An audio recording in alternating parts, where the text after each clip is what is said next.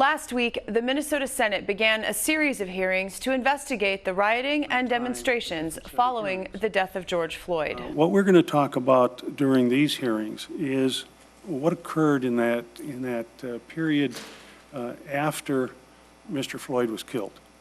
And that, in terms of a timeline in my mind, is May 26th through June 10th. And during that period of time, there were riots, there was looting, there was destruction of private and public property.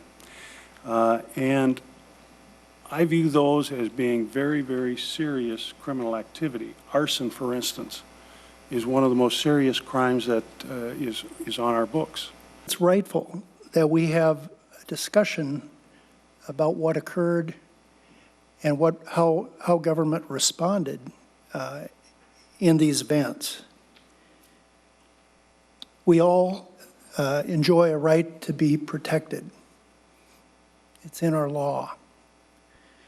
I had constituents, many of them were mad, infuriated, and more importantly, fearful, as well as newscasters that were talking in live format on our televisions those nights.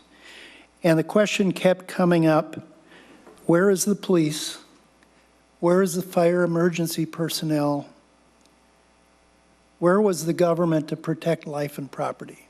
We are going to take this opportunity to spend many hours on end examining what happened in the aftermath of yet another killing of an unarmed black man, which was, I'll add, a slow, agonizing, and dehumanizing death. Why can't we spend that time trying to root out how to explain how that can happen? This is my family, and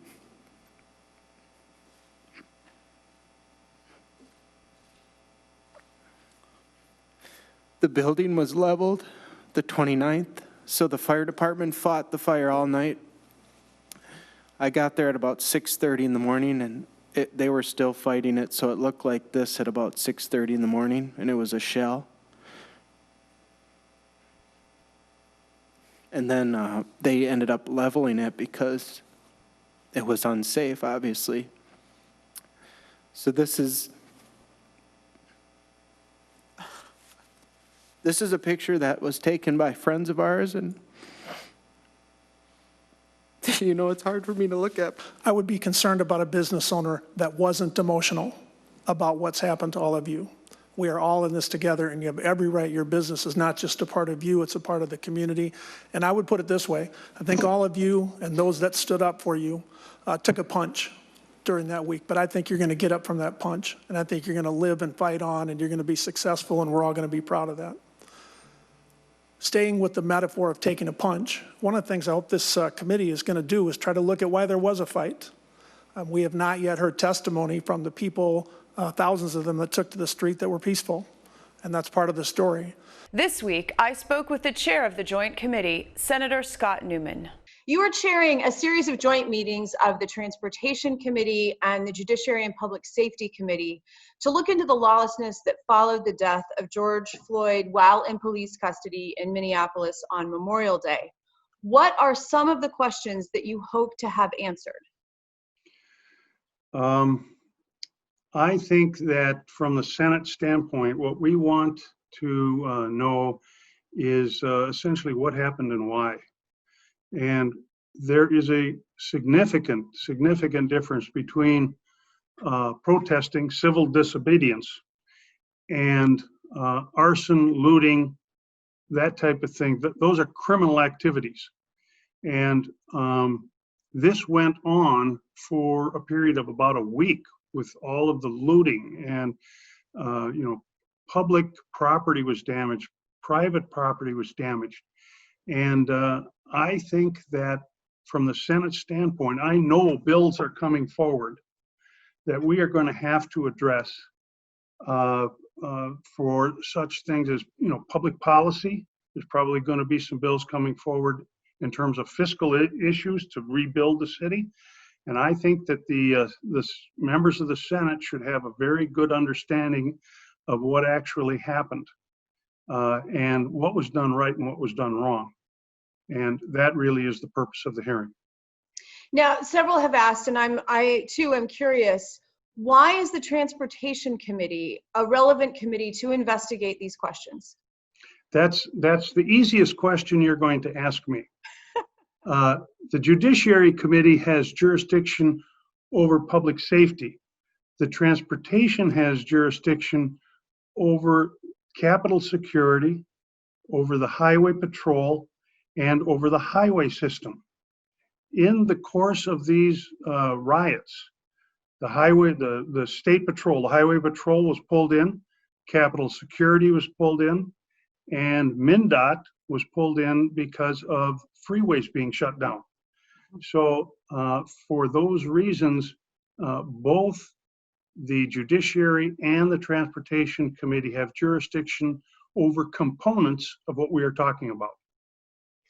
So this is a chicken and egg question, because you've said the purpose of these meetings is not to consider police reforms following George Floyd's death, but rather to understand the civil unrest, the rioting, the looting, and the arson that followed. But without Floyd's death, captured on video and shared widely on social media, likely the spark that was the beginning of the civil unrest would not have happened. Like, you wouldn't have had one without the other. So can you really separate these issues? The answer is absolutely. The two questions are completely separate and distinct issues. In the case of Mr. Floyd's death, that is an issue of police reform. What should the police have done differently? And quite frankly, what should the community do differently in terms of its interactions with the police? That's a completely separate issue from what we are engaged in this particular series of Senate hearings. And that is lawlessness and riots and looting, the destruction of private property and public property, in my mind, has nothing whatsoever to do with Mr. Floyd's death. What you witnessed after his death was pure and simple criminal activity. And I have absolutely no problem in separating the two in my mind, because they are in fact separate and distinct issues that we have to grapple with. Without question, there will be, at some point, there's going to be some hearings into the police reform that people really do want to talk about. I get it. But right now, just keep in mind that there is an investigation ongoing by the Minnesota Department of Human Rights. Senators Klobuchar and Smith have requested a DOJ system and pattern investigation, as have I and Senator Senjum and Senator Engelbretson. And I think that once we begin getting answers from those investigations, that's the time to take up the question of police reform, because we really don't know what reforms are necessary at this point. I think we recognize reforms are needed, but what are those reforms? And I think that we only should be taking that up after we have had those investigations completed. So in my mind, Shannon, two absolutely clearly distinct questions. And so just to follow up on that a little bit, I mean, blame will be assigned at some point in the future on the initial response, the civil unrest, how much was police response? How much is the police union responsible, the city council, the mayor's office? So that's on one side. But in general, beyond that, what kinds of changes can the legislature itself enact to dissuade social unrest and these kinds of events from happening in the future? Well, to begin with, I would say that one of the core functions of government is public safety, and that is the Minnesota legislature. So right out of the gate, we do have, in the Senate and in the House, we do have an interest in what occurred and why. Can the legislature pass laws which dictate the behavior of people? I don't think so. So I think you have to draw a line between what's criminal activity and what is legitimate social disobedience, the right to protest. There, in my mind, it's just a huge difference. And I don't know that we need to engage in the constitutional right to protest. People have a right to do that. But we do have a right to engage in looking at laws which will address criminal activity. And the criminal activity here, I mean, just think about what happened. The destruction of people's lives, their livelihood, I mean, their businesses, the looting that went on. It was just, to me, it was just mind-boggling. So all of that criminal activity, yeah, this legislature has an absolute responsibility to look at it and enact whatever laws. We think we need laws that are stiffer in terms of punishment, then I think that we ought to be looking at that.